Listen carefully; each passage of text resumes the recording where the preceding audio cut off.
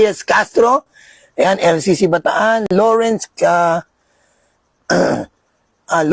Quillaw, ano po, magandang hapon din. Sino pa po ba? Mark Glor, ayan, from Quezon Province. Sino pa po? Vince Esteban Garcia, ayan, hindi ko po alam kung taga saan to mga ito. Cristina Soriano, ayan, so, ito, kumari ko po ito. Ayan, at si Brother Valentino Jr., ayan, ako, ang ating Ace Espinosa ng LCC. Ayan, Pangasinan. Joey Lica, yakin, inaanak yan. Ayan. Si Rosalia Santa Cruz. Ayan. Sister Jackie Bibat. Nensarin Rosalia Santa Cruz. Elmer Villas. Sister Jimmy Imana. Ayan, so meron pa yatang mga nag-comment. Hindi ko na ho masabing iba. Ang dami na palang nag-comment. Kailan ang punta mo sa Novaliches, Pastor? Baka sa katapusan nitong March. Dahil meron kami ulit Youth on Fire sa aming main church sa Susano Road, Novaliches, Quezon City. Doon po ang aming main. Ayan, so, ayun. Ito ang aking, isang talagang ginagalang na pastor, Pastor Jason Adrao Canlas from Balingkanaway, Tarlac. Yan po, isa sa mga talagang aking ginagalang at nirerespetong Pastor Jason. Talagang isa po sa nagsusulong ng kabanalan ng buhay. Ayan, salamat. Sige, Pastor Jason, pag dumalaw ka rito, ipagpapatay kita ng manok ng kapitbahay ko. Di ba? Pero bibiling ko muna. Kasi pag ninakaw, kasalanan. Di ba? Pag luluto kita ng tinolang manok ng kapitbahay, nabibilin. Di ba? Kasi kailangan bilin. O kasalanan yung magnakaw.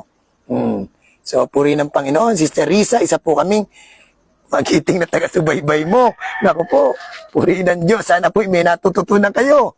Ayan, sa inyo pong pakikinig. So, salamat po. At ayan, Brother Mikos Kulyado, ang ating Korean friend from Baguio City. Isa po siyang Koreano. Mikos Kulyado. Koreano po ang kanyang niluluto na mga pagkain. Amen. Yan, so, Brother Mikos, maraming salamat. At salamat po sa inyo lahat. At pagpalain tayo ng Panginoon, samahan. Patuloy nyo lang din pong ipanalangin si Pastor Sani at ang aking pamilya, ang mga kapatiran dito, na magamit pa tayo ng ating Panginoon.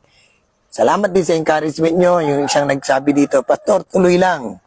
Sino ba yung nagsabi dito, Pastor, tuloy lang? Brother Mark Amarille, yan, magandang hapon. Nakinig din pala ito si Brother Mark, yan ang magiting naming talagang mahilig sa kawang gawa. Buti na lang si Brother Mark Amarille ay walang heart tumakbo sa politika, ano? Baka isang araw tumakbo ng congressman to si Brother Mark Amarille. Oo, dahil talagang passion niya ang tumulong. Si Brother Bernard, biglang awa, gandang araw sa lahat po. Okay, magandang hapon din. Si Perdy Ignacio, ayan, magandang tanghali na po. Ayan, so purihin ang ating Panginoon. Maraming pong salamat at dito na po magtatapos. At least nakabati po ako sa inyo lahat.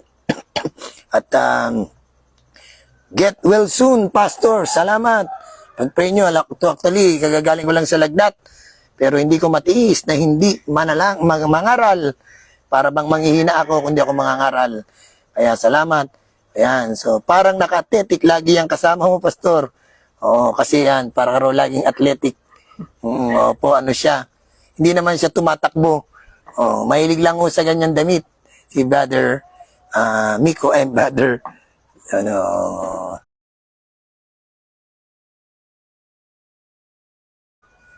mukha lang ho siyang athletic. Presko. Oo. Ang malaga, hindi ka synthetic. Di ba? So, authentic. Amen. So, David Sarte, magandang hapon. Ayan, so tanghali na, hapon na ba? Hindi ko alam kung saan man po kayo naroon, Luzon, Visayas, Mindanao at ibang bansa. Maka Diyos na araw sa inyo lahat. At sa muli po natin pagkikita, kung hindi kayang sumigaw ng iba, sumigaw ka para sa iba. Sa Diyos po ang papuri at samahan tayo ng Diyos sa maghapon ito. God bless you.